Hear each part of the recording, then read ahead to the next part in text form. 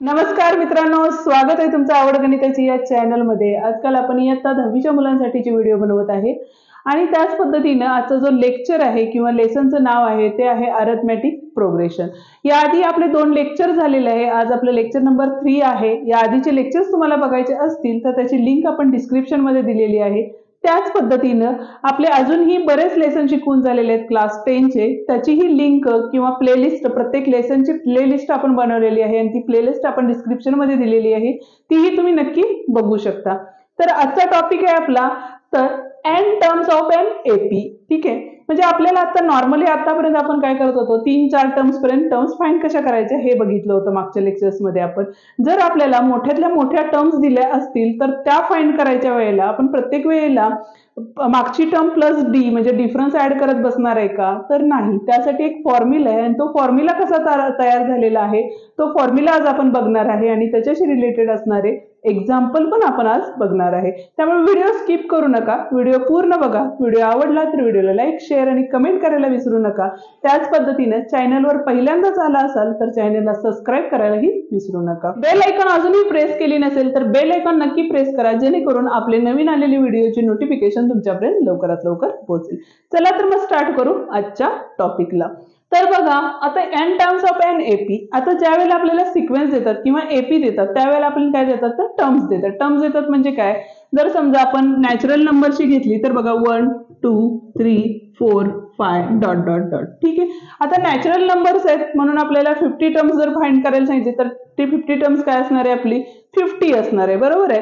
पण ज्या वेळेला आपल्याला इव्हन नंबर्स, ऑड नंबर्स किंवा अजून वेगळ्या प्रकारच्या ज्या वेळेला 4-4चा डिफरन्स असेल किंवा 5-5चा असेल, 15-15चा डिफरन्स असेल, तर ते जे एपी मधले सिक्वेन्स असतात ते कसे फाइंड करायचे।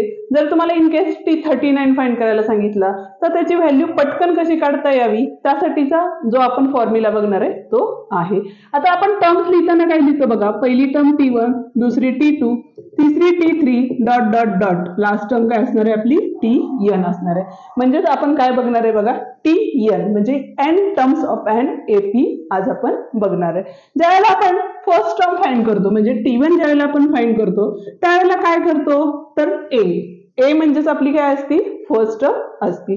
त्याच पद्धतीनं सेकंड टर्म ज्यावेळेला आपल्याला फाइंड करायची असती त्यावेळेला आपण काय करतो तर जी फर्स्ट टर्म आपल्याला दिलेली असती ती आणि डिफरन्स दिलेला असतो तो डिफरन्स त्यामध्ये ऍड करतो आणि येताना आपली काय येते सेकंड टर्म येते। म्हणजेच काय करतो बघा T1 प्लस डी।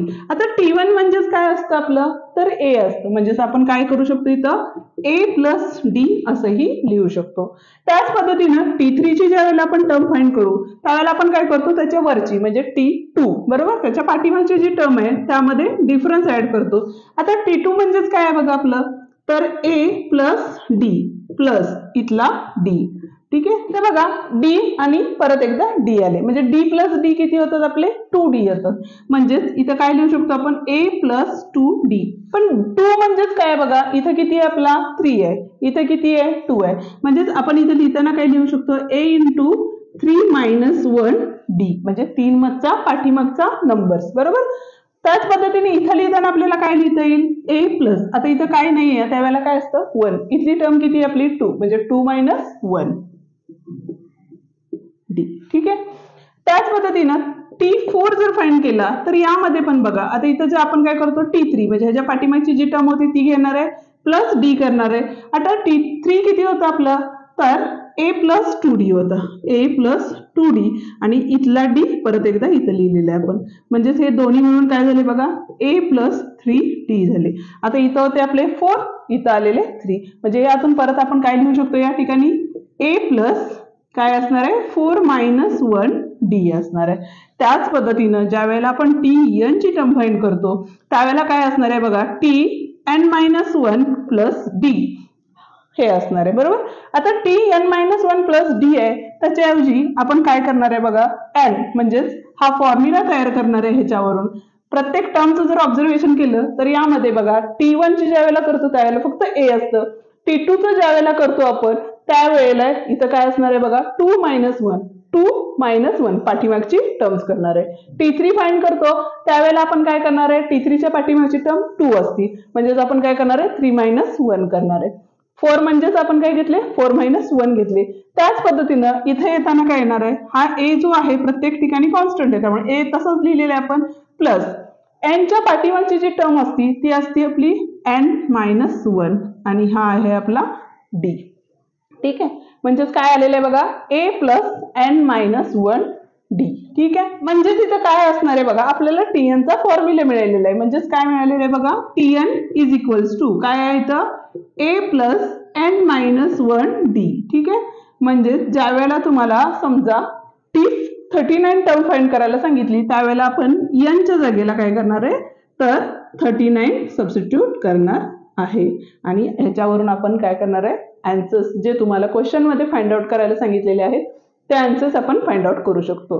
ह्याच्याशी रिलेटेड असणारे एक एक्झाम्पल आपण बघूया जेणेकरून तुमची कन्सेप्ट अजून क्लिअर होईल. n term of an AP she related असणारं एक एक्झाम्पल आपण बघतोय. आता एक्झाम्पल्स मध्ये आपल्याला काय सांगितलेलं आहे बघा, first find Tn for the following AP and then find the 13 terms of n AP. म्हणजे फर्स्ट आपल्याला काय करायला काय n टर्म्स फाइंड करायला सांगितलेले आहे त्यांनी आणि त्याच्यानंतर T13 आपल्याला फाइंड करायला सांगितलेलं आहे.